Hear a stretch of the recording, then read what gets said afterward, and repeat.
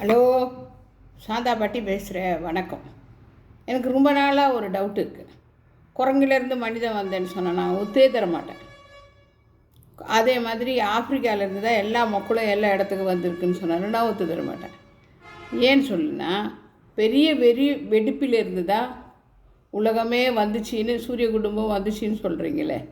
அப்புறம் ஒரு வெடிப்புக்கும் பூமி அகலுது, கூடுது, திருப்பி அகலுது அப்படின்னு ஒரு பேர் வச்சுக்கிறீங்க.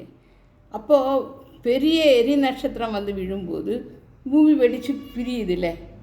அப்போ அந்த நட்சத்திரத்துக்குள்ளே தான் ஒரு உயிரினங்கள் இருக்குது. 6வது பரிமாணம் தான் நம்ம செடி கொடி, இழையும் பொருள்கள், அப்புறம்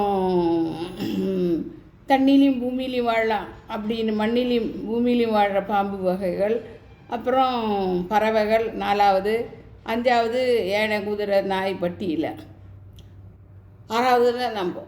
அப்போ ஒரு பொருள் வரும்போதும் ஒரு வெடிப்பு வருது. அப்போ அதே மாதிரி 7வது ஒரு எரி நட்சத்திரம் வரும், நம்ம தள்ளி விட்றோம் அப்படியெல்லாம் சொல்கிறாங்க. அதில் ஒரு ரெக்கை உள்ள ஒரு உயிரினங்கள் இருக்குது. அப்போ அந்த வெடிப்பு வந்து விழுகும்போது பூமி பிரியுதில்லை. அப்போ அந்த பிரிஞ்ச இடங்களில் அந்த மண் போய் விழுதில்லை, அந்த மேலே இருந்து வர நெருப்பு. அதில் ஒரு பகுதிக்கும் மக்கள் வேறு வேறையாக இருக்குல்ல. நீக்ரோ என்ன தான் அமெரிக்காவில் குடியேறினாலும் அந்த கருப்பு போகலை. நம்ம செவ்வந்தியர்கள் என்னதானாலும் தென் அமெரிக்காவுக்கு போனாலும் நம்மளுக்கும் செவ்வந்தியர்ன்ற பட்டம் இருக்குது. சீனக்காரன் என்னன்னாலும் அதுக்குள்ளே உயரம் வரல.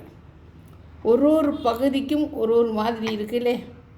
அப்போ அந்த வெடிப்பிலிருந்து விழும்போது பூமி அதிர்ந்து போகும்போது பூமியில் ஒரு பகுதியிலையும் அந்த நெருப்பு விழுந்திருக்கும், அந்த மண் இதெல்லாம். அப்போ அதுக்கு அந்த இடத்துக்கு தகுந்த மாதிரி மனிதனாக வந்திருக்கு. ஏன் குரங்குல இருந்தால் அப்போ இப்போ வரல கேட்கணும்ல. எல்லாமே நம்ம ஆமோதிக்க முடியாது. நம்மளே சுயமாக யோசித்து பாருங்கள். நீங்கள் இந்த பாட்டி சொல்கிறது கரெக்டாக இல்லையான்னு. வணக்கம்.